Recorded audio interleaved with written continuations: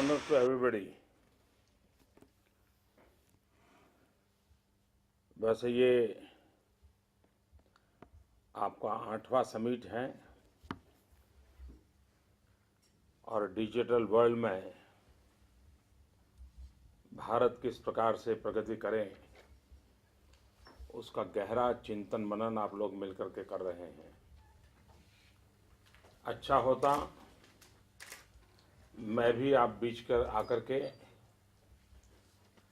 आपके विचारों को सुनता, आपकी समस्याओं को समझता और हम सब मिल करके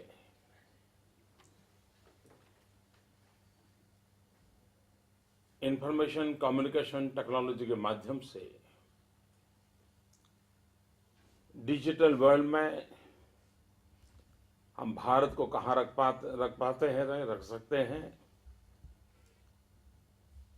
हम अपनी जगह कैसे बना सकते हैं, उसके संबंध में बहुत सारी बातें हम कर सकते थे, लेकिन समय अभाव से मैं स्वयं वहां आ नहीं पाया हूं। मैं आयोजकों का आभारी हूं कि उन्होंने मुझे वीडियो कॉन्फ्रेंस से भी आप सबसे मिलने का अवसर दिया। इस बात का कोई इनकार नहीं कर सकता कि टेक्नोलॉजी हम सबके जीवन का हिस्सा बन गया है और अगर हमें प्रगति करनी है, विकास करना है, तो सही तरीके से समय रहते हुए और जन सामान्य की सुविधा को ध्यान में रखते हुए अगर हम इस टेक्नोलॉजी का व्याप बढ़ाते हैं, निरंतर टेक्नोलॉजी का अपग्रेडेशन करते हैं और सारी व्यवस्थाएं एफोर्डेबल बने, तब तो मैं मानता हूं कि टेक्नोलॉजी से हम लोगों को एम्पावर करने में सफल हो सकते हैं। ये बात सही है कि पिछले 100 वर्ष में मानव जीवन की विकास यात्रा की जो गति रही होगी, अनेक नए नए आविष्कार हुए होंगे, अनेक नवीन प्रयोग हुए होंगे, लेकिन गत 3-4 दशक में खास करके डिजिटल टेक्नोलॉजी ने सारे जीवन को देखने का, व्यवस्थाओं को विकसित करने का रूप रंग ही बदल दिया है। हम लोग अभी भी पुराने कानूनी व्यवस्थाओं से चलते हैं, जबकि डिजिटल वर्ल्ड ने सारे बैरियर तोड़ दिए हैं और उस अर्थ में देश के लिए सबसे पहले आवश्यक हो गया है कि आधुनिक विज्ञान और टेक्नोलॉजी जबकि जीवन की हर गतिविधि का हिस्सा बन चुका है, वहां हमारे कानून, हमारे नियम कितने डायनेमिक हैं। कहीं हमारी पुराने कानून व्यवस्था इसमें रुकावट तो नहीं बन रही है।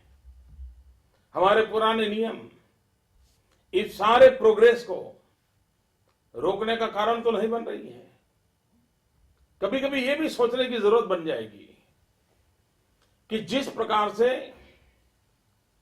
इंफॉर्मेशन हाईवेज के कारण, इजीली एक्सेसिबल इंफॉर्मेशन के कारण, इजीली अपने थॉट्स को कन्वे करने की टेक्नोलॉजी की सुविधा होने के कारण एक सामान्य मानवी भी जिस प्रकार से आगे बढ़ता चला जा रहा है, क्या हमारी कानून व्यवस्था, हमारे नियम उससे प्रोत्साहक हैं, उससे पूरक बन रहे हैं? अगर वो नहीं है तो टेक्नोलॉजी का संशोधन कितना ही होता चला जाएगा, कभी न कभी एक क्लैश पैदा हो सकता है। ये कॉन्फ्लिक्ट, एक क्लैश स्वस्थ विकास के लिए उचित नहीं होता है, और इसलिए आवश्यकता है कि बदलते हुए युग में रोजमर्रा विकसित हो रही इस टेक्नोलॉजी के रहते हुए हम ऐसी डायनेमिक कानून व्यवस्था, नियम व्यवस्था, सरकार की व्यवस्थाओं को कैसे विकसित करें, जाकि इन सारे विषयों में हम उनको प्रोत्साहन दे सकें। भाइयों बहनों, आप इस दुनिया से जुड़े हुए हैं। इस क्षेत्र में आपका कारोबार है, आपके इनोवेशंस हैं, आपके इनिशिएटिव्स हैं, लेकिन क्या भारत की आवश्यकताओं की पूर्ति के लिए बदलते हुए विश्व में भारत अपनी जगह एक ताकत के साथ बना पाए, वैसा कंट्रीब्यूशन करने में हम सफल हुए हैं क्या? अब आज देखिए, हमारा करंट अकाउंट डेफिसिट एक बहुत बड़ी चर्चा और चिंता का विषय है। हर राजनीतिक दल, सरकार में हो, विपक्ष में हो, सबको इसकी चिंता है, लेकिन उसके उपाय खोजने में हर एक की अलग अलग सोच है। हम ये जानते हैं कि इलेक्ट्रॉनिक गुड्स का इंपोर्ट हमारे देश में बढ़ता चला जा रहा है। अब एक प्रकार से एक टेक्नोलॉजी का हमारे देश में व्याप बढ़ना, वो विकास की दृष्टि से अच्छी चीज है, लेकिन अगर टेक्नोलॉजी हमारे इलेक्ट्रॉनिक गुड को विदेश से लाना पड़े तो देश का अर्थतंत्र चरमरा जा रहा है।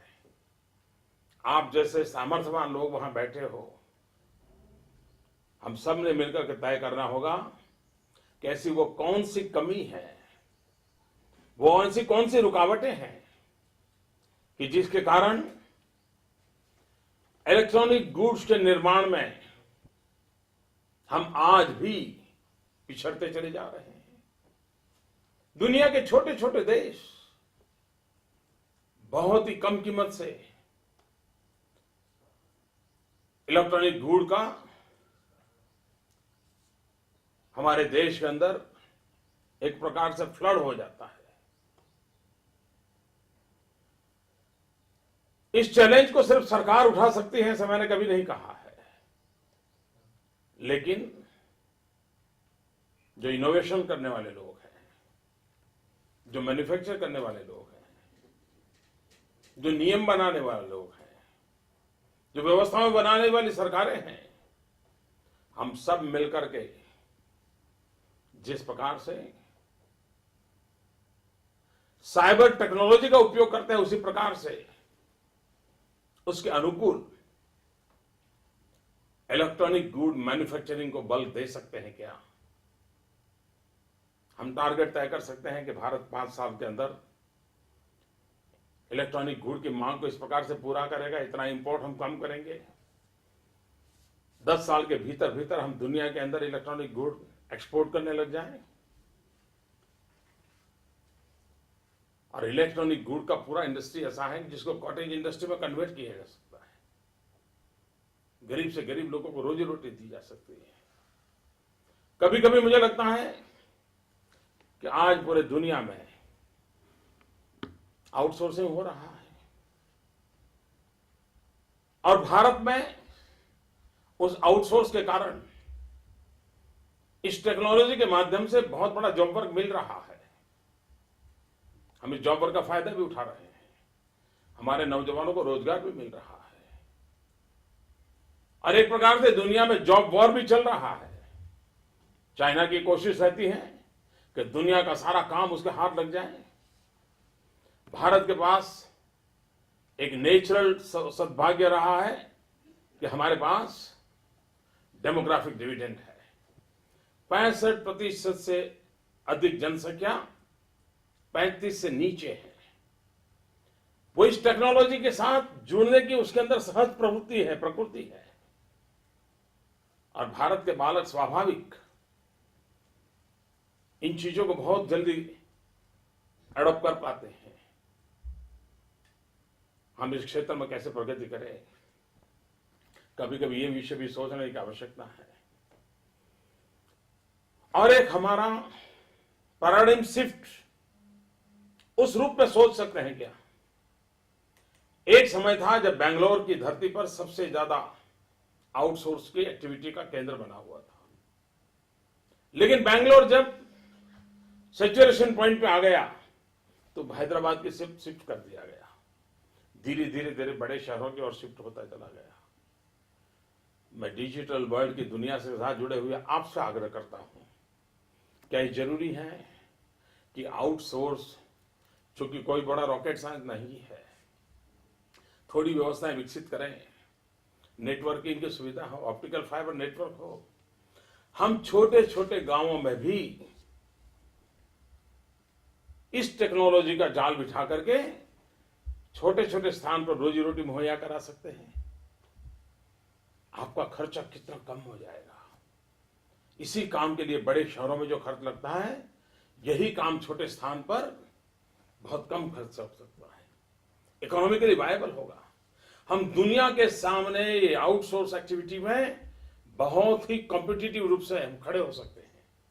और मैं ये भी कहूंगा, हमारे नॉर्थ ईस्ट के अंदर जहां की बालकों को अंग्रेजी भाषा पर सहज कमांड है, दूर सुदूर जंगलों में उनकी जिंदगी है, छोटे शहर है, और किसी उद्योगों को जाने में काफी देर होने की संभावना रही है।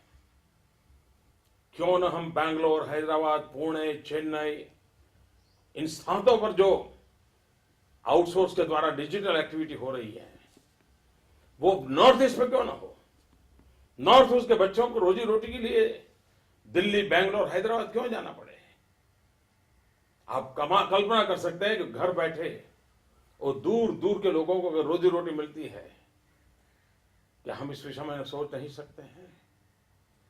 मैं आपसे आग्रह करता हूं कि आप इन बड़े शहरों के बाहर छोटे स्थानों पर इसे कैसे ले जाएं। मैं उदाहरण देता हूं मेरे गुजरात का। हमारे यहां डायमंड कटिंग एंड पॉलिशिंग एक बहुत बड़ा इंडस्ट्री सूरत में केंद्रित रहा। दूर दूर से गांव के लोग सूरत में आते थे, बसते थे, एक कमरे में 20-20, 25-25 लोग रहते थे, 8-8, 10-10 घंटे अपना मजदूरी करते थे। हमारे राज्य में ज्योतिग्राम योजना आने के कारण 24 घंटे बिजली गांव में पहुंचने के कारण ये कटिंग पॉलिशिंग का बिजनेस जो सूरत में था, वो गांवों तक चला गया। अब गांव के बच्चों को अपना घर, माँ बाप छोड़ करके सूरत नहीं जाना पड़ रहा है। वो अपने गांव में काम कर लेता है और परिवार के और लोग भी उसमें मदद करते हैं। वो अपना खेत संभालता है, बूढ़े माँ बाप संभालता है, अपना काम कर लेता है, और सप्ताह में एक दिन या तो महीने में 2 बार सूरत जाता है, एक पुड़िया में अपने डायमंड लेकर के जाकर पहुंचाता है, अपनी मजदूरी लेकर के आ जाता है। मेरा कहने का तात्पर्य है कि हम इस पूरे काम को जितना तेजी से डिसेंट्रलाइज करते हैं, जितना तेजी से गरीबों तक हम पहुंचाते हैं, ये अपने यहां इकोनॉमिकल एक्टिविटी का एक बहुत बड़ा साधन बन सकता है।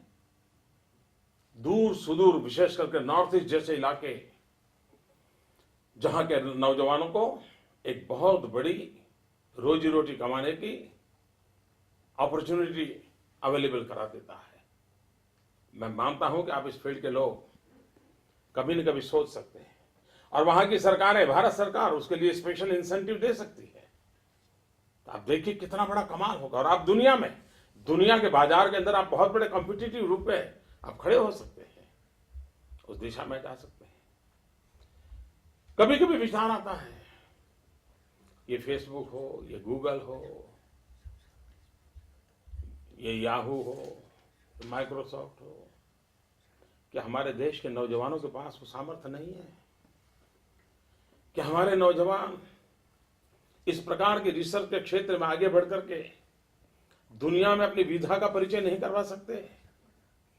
भाइयों बहनों, मेरा भरोसा है हमारे देश के 20-25 साल की आयु के नौजवानों में भी क्रिएटिविटी, इनोवेशंस, रिसर्च, उसमें कोई कमी नहीं है।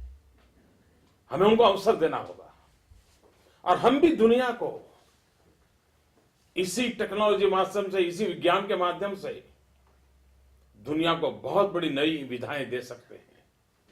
और विधाओं को देने का हमने एक अवसर कब उपलब्ध करना चाहिए। क्यों ना हमारी इन सारी कंपनियां कोई कॉर्पोरेट फंड बनाए, राज्य और राष्ट्र भी उस कॉर्पोरेट फंड के अंदर जुड़े और डिजिटल वर्ल्ड के इनोवेशंस और रिसर्च के काम में हमारी टैलेंट को अवसर दें। हम दुनिया के सामने बहुत बड़ी नई चीजें लेकर के आए और विश्व को अजूबा हो। हम इस पूरे मार्केट, और ये मार्केट रिसर्च के बिना टिकने वाला नहीं है। हम सेवाएं लेते रहेंगे तो हम कभी भी इस क्षेत्र में प्रभावी नहीं हो सकते हैं। हम सर्विस प्रोवाइडर कैसे बने, हम दुनिया को इस शक्ति का परिचय करवाने वाले कैसे बने, ये हम कैसे देखें। उसी प्रकार से ये ऐसी टेक्नोलॉजी का विकास इतनी तेजी से हो रहा है, सॉफ्टवेयर की दुनिया में उसने अपना ऐसा रोल किया है कि मार्केट में एक चीज आती है, कोई एक प्रेजेंटेशन देके जाता है, दूसरे हफ्ते दूसरा प्रेजेंटेशन देता है। मैं तो सरकार में बैठा हूं, मुझे पता है कि एक से एक बढ़कर एक इतनी वैरायटी आती है। कभी कभी सरकार के लिए बहुत बड़ी उलझन हो जाती है कि भाई किस टेक्नोलॉजी पे चले, और 2-4 महीने अगर डिले कर दिया तब तो नई चीज आकर के खड़ी हो जाती है। हमारे देश में कुछ कॉमन चीजें एक साथ विकसित करने की हमें आवश्यकता है। गुड गवर्नेंस की हम बात करते हैं, लेकिन गुड गवर्नेंस को भी टेक्नोलॉजी के माध्यम से बहुत सफलतापूर्वक साकार किया जा सकता है। आज देश में भ्रष्टाचार की चर्चा हो रही है। भ्रष्टाचार से मुक्ति के लिए जो अनेक रास्ते हैं, एक ही रास्ता ऐसा मैं नहीं कहता हूं, अनेक रास्ते हैं, उसमें एक महत्वपूर्ण रास्ता टेक्नोलॉजी इंटरवेंशन का है।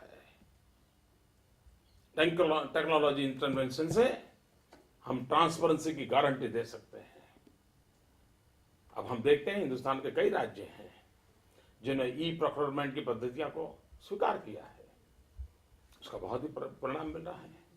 इवन लोकतंत्र की अगर सबसे बड़ी कोई ताकत होती है, और मैं मानता हूं कि लोकतंत्र की सबसे बड़ी ताकत होती है ग्रीवेंस रेड्रेसल सिस्टम। गरीब से गरीब, सामान्य से सामान्य मानवी की आवाज सुनाई जाए, उसके लिए कोई मैकेनिज्म हो, उसको रिस्पॉन्ड मिले। गुजरात में मैंने टेक्नोलॉजी का उपयोग किया है और ऐसे अद्भुत परिणाम मिले हैं, यूनाइटेड नेशन ने उसको अवार्ड दिया है। ये आप ही के द्वारा जिस फील्ड में टेक्नोलॉजी का उपयोग हो रहा है, उसको हम जन सेवा के लिए काम लाए हैं। सामान्य मानवी की शिकायत के लिए आज अपना घर का दरवाजा हमें उसके लिए खटखटाना नहीं पड़ता है, सिर्फ अपने मोबाइल फोन पर क्लिक कर करके वो अपनी शिकायत पहुंचा सकता है। ये ताकत टेक्नोलॉजी के माध्यम से सामान्य मानवी तक पहुंचाने का प्रयास हुआ है। मैं और इसका विस्तार कर सकते हैं। हमें एनालिसिस करने हो, रियल टाइम डाटा की जरूरत हो। कभी कभी हैरानी होती है कि आज के इस टेक्नोलॉजी के युग में भी हमारे देश की विकास यात्रा में सबसे बड़ी रुकावट कोई है तो रियल टाइम डाटा अवेलेबल नहीं है। इवन 5 ईयर प्लानिंग के लिए जो रियल टाइम डाटा चाहिए, जिस डाटा के आधार पर आप निर्णय कर सकते हैं, वो उपलब्ध नहीं होते हैं। क्यों ना हम सिंप्लीफाई करके इस डिजिटल टेक्नोलॉजी के माध्यम से ये रियल टाइम इंफॉर्मेशन का पूरा नेटवर्क हमारे देश में क्यों खड़ा ना हो? कभी कभी लगता है महंगाई की समस्या का समाधान करना है तो भी रियल टाइम डाटा बहुत बड़ा काम कर सकता है। हमारे किसान किस जगह पे कितनी बारिश हुई है, फसल की क्या स्थिति हुई है, हम रियल टाइम इंफॉर्मेशन इकट्ठी कर सकते हैं। हमारा किसान सीजन में इन दिनों क्या बो रहा है, गेहूं कितना बोया जा रहा है, चावल कितने बोए जा रहे हैं, पल्सेस कितने बोए जा रहे हैं, अनुमान लगाया जा सकता है कि अगर सही रहा तो इतना उत्पादन होगा। फसल काटने से पहले रियल टाइम डाटा इकट्ठा किया जा सकता है, भाई इस बार इतनी फसल हुई है। उस रियल टाइम डाटा के आधार पर हम तय कर सकते हैं कि यहां ज्यादा माल है वो यहां शिफ्ट किया जा सकता है, वहां कम है वहां से इंपोर्ट किया जा सकता है, इतनी की जरूरत पड़ेगी, ये ज्यादा है हम उसको एक्सपोर्ट कर सकते हैं। यानी हम अपने टर्म्स पे वर्ल्ड मार्केट के अंदर इंटरवेंट कर सकते हैं। लेकिन अगर हमारे पास रियल टाइम डाटा कलेक्शन की व्यवस्था थ्रू दिस टेक्नोलॉजी पूरे अगर राज्य के अंदर, देश के अंदर उसकी पूरी अगर झाल बिठा दे तो बहुत बड़ा काम हो सकता है। हेल्थ सेक्टर हो, दूर सुदूर जंगलों में रहने वाले लोगों को हेल्थ के लिए आज टेलीमेडिसिन बहुत बड़ा रोल कर सकती है। भाइयों बहनों, आपको जानकर के खुशी होगी, हमने गुजरात के अंदर किसानों को अपने खेत के अंदर पौधों को कोई बीमारी लग जाए तो उसके लिए डिजिटल नेटवर्क से एग्रीकल्चर यूनिवर्सिटीज के साथ जोड़ा। किसान अपने खेत में से मोबाइल फोन से उस पत्ती का, उस पौधे के फोटो निकाल करके भेजते रहे, वो गाइडेंस लेता है और उसको मार्गदर्शन मिलता है कि भाई अपने क्या बीमारी है, क्या तकलीफ है। डिजिटल नेटवर्क का कितना फायदा होता है। और सामान्य मानवी अगर उसकी आवश्यकताओं की पूर्ति करता है, बहुत तेजी से वो टेक्नोलॉजी को एडॉप्ट करता है, उसमें देर नहीं लगती है। कुछ लोगों को घबराहट रहती है कि भाई ये बड़ा, मेरा मत है जरा भी कॉम्प्लिकेटेड नहीं होते। सामान्य मानवी अपनी अनुकूलता से वो अपना हिसाब किताब खड़ा कर देता है, वो इनोवेशन करता है। और ये बात सही है कि डिजिटल वर्ल्ड की एक सबसे बड़ी सुविधा व्यवस्था, अच्छा बिंदु ये रहा है कि वे निरंतर अपने हर इनोवेशन को यूजर फ्रेंडली बनाने के बाबत में कॉम्प्रोमाइज नहीं करते हैं। और मैं अच्छी बात बताता हूं, उसके लिए मैं आपको बधाई देता हूं। हर नई रिसर्च, हर नया इनोवेशन ज्यादा यूजर फ्रेंडली कैसे बने, ये बाय एंड लार्ज सभी कंपनियों का, सभी मैन्युफैक्चरर का, सभी इनोवेटर की सोच रहती है। और उसके कारण सामान्य मानवी का कनेक्ट होना बहुत स्वाभाविक होता है। भाइयों बहनों, हम ई गवर्नेंस की दिशा में हमारे देश ने जितना करना चाहिए बहुत कुछ करना बाकी है, लेकिन समय इंतजार नहीं कर सकता। और मेरा स्पष्ट मत है, e governance is effective governance. E governance is by and large very very economical governance. आर्थिक रूप से बहुत कम खर्चे वाला गवर्नेंस है। अब पहले हम कलेक्टर डीडीओ की कॉन्फ्रेंस करते थे तो 6-8 घंटे ट्रैवल करके अफसरों को आना पड़ता था। आज वीडियो कॉन्फ्रेंस करते हैं, सुविधाएं बढ़ गई हैं। पहले जेल के कैदियों को कोर्ट में लाते थे, कितने पुलिस वाले लगते थे, कितने व्हीकल लगते थे। आज वीडियो कॉन्फ्रेंस से जेल और कोर्ट के बीच नाता बन गया है तो काफी कठिनाइयां कम हो गई हैं। हम कितने व्यापक रूप में इवन अवेलेबल टेक्नोलॉजी है उसका गवर्नेंस में उपयोग करते हैं। और नेक्स्ट जनरेशन, हम लोगों को मोबाइल गवर्नेंस पर जाना होगा। हम जितना जल्दी मोबाइल गवर्नेंस पे जाएंगे उतनी सामान्य मानवीय की आवश्यकताओं की पूर्ति होगी। हमने गुजरात के अंदर एक वनडे गवर्नेंस का कंसेप्ट विकसित किया है। वनडे क्रिकेट से तो हम परिचित हैं, हमने वनडे गवर्नेंस का कंसेप्ट विकसित किया है। 150 से ज्यादा सेवाएं ऐसी है कि जो उसको सुबह जाकर के अपना लिफाफा छोड़ दें, शाम को वापस आते समय उसको सेवाएं मिल जाती। क्यों? Just with the help of technological network. करीब 225 से ज्यादा ऐसे सेंटर बनाए हैं जहां कंप्यूटर पर नौजवान बैठे हैं, कोई भी एप्लीकेशन आती है उस पर वर्क करते हैं और शाम तक में उसका काम कर देते हैं। सामान्य मानवी को यही कोई 100-150 सेवाएं होती है, उसकी बार बार जरूरत पड़ती है। कितना बोझ कम हो जाता है। और कितने रिकॉर्ड मेंटेन होते हैं। और इसलिए भाइयों बहनों, एक सुविधाजनक जिंदगी में भी ये डिजिटल वर्ल्ड बहुत बड़ा रोल प्ले कर सकता है और हम उस दिशा में जाना चाहते हैं। मैं कभी कभी कहा करता हूं कि एक समय था कि जहां पर पानी होता था वहां शहर बसते थे, नदी के किनारे शहर बसते थे, समंदर तक के तट पर शहर बसते थे। वक्त बदला, जहां जहां हाईवे होने लगे उस हाईवे के किनारे पर शहर बसने लग गए। लेकिन आने वाले युग में सारी दुनिया बदलने वाली है। जहां जहां से ऑप्टिकल फाइबर नेटवर्क गुजरता होगा, मानव बस्ती वहां बसने वाली है। ऑप्टिकल फाइबर नेटवर्क का जीवन में इतना बड़ा रोल होने वाला है। हम जितना तेजी से आधुनिक विज्ञान के तौर पर ऑप्टिकल फाइबर नेटवर्क को कैसे बढ़ावा दे सकते हैं, उस काम को हम कितना जल्दी पूरा कर सकते हैं, उतना लाभ होने वाला है।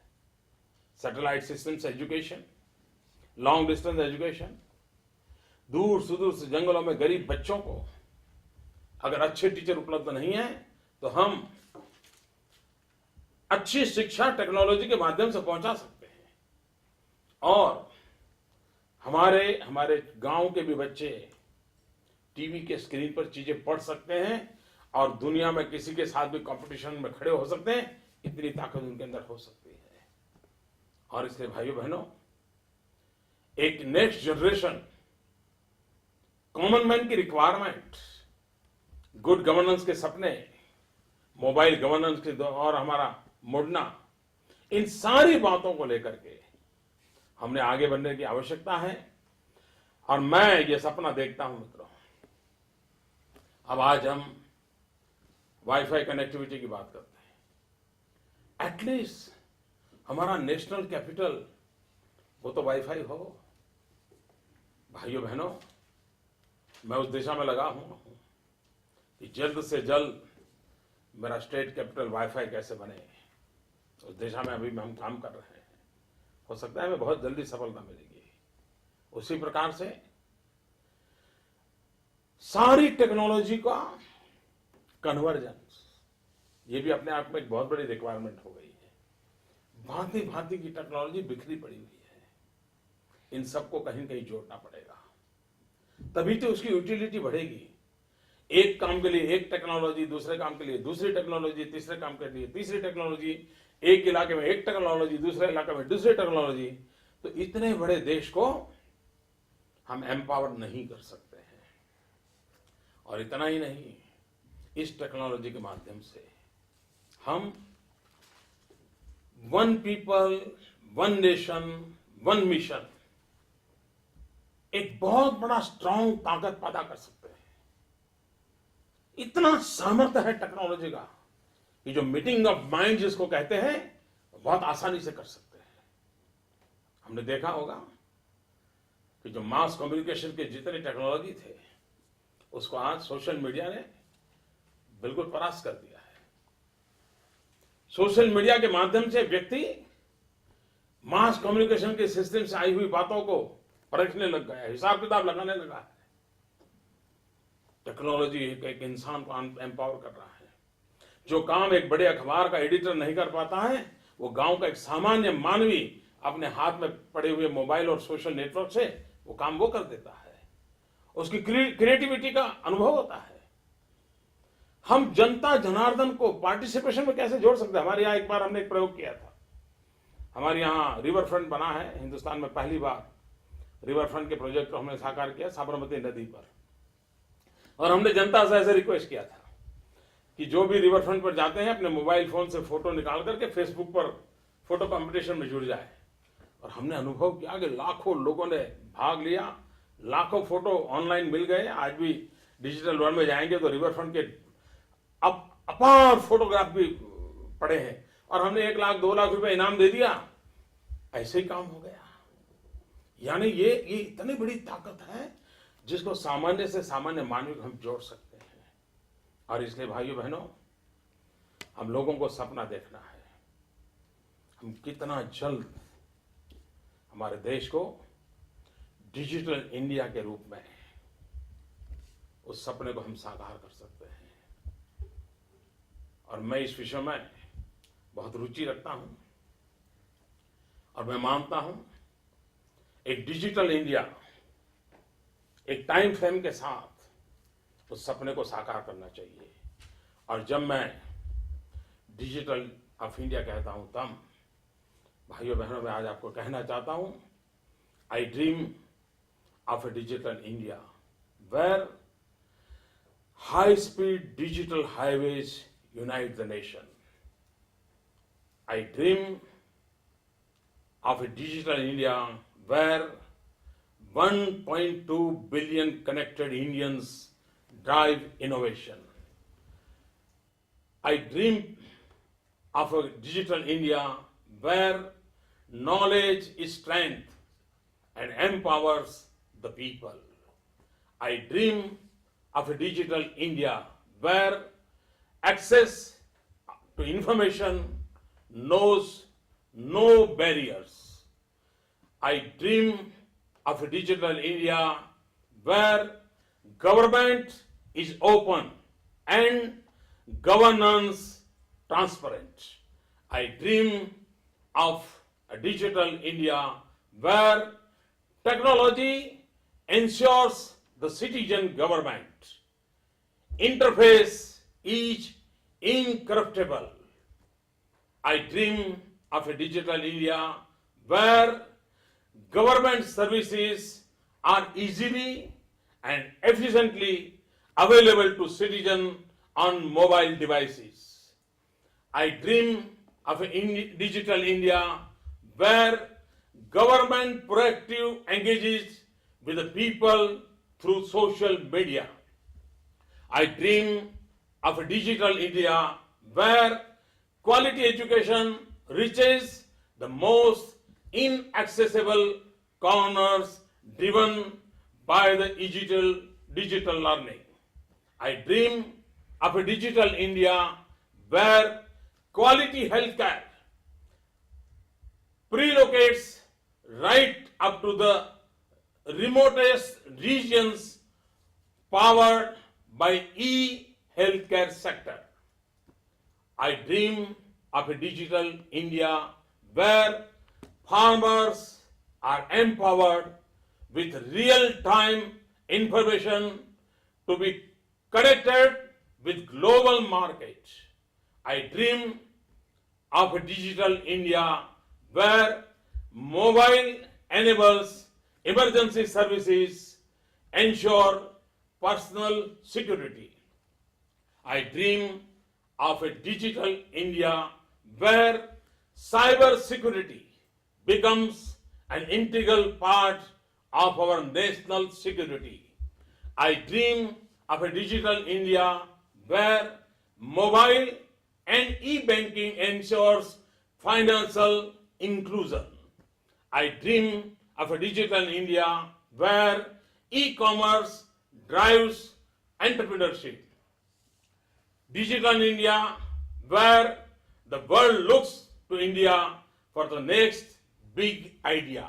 I dream of a digital India where the citizen is an empowered citizen. Netizen is also an empowered citizen. भाइयों बहनों, मैं मानता हूं कि इस विजन के साथ डिजिटल इंडिया के सपनों को पार करने का सपना लेकर के आपका इस समारोह और एक नए संकल्प के साथ आगे बढ़ेगा। आपने मुझे बुलाया, आपसे बात करने का अवसर दिया, मैं आपका बहुत बहुत आभारी हूं। धन्यवाद।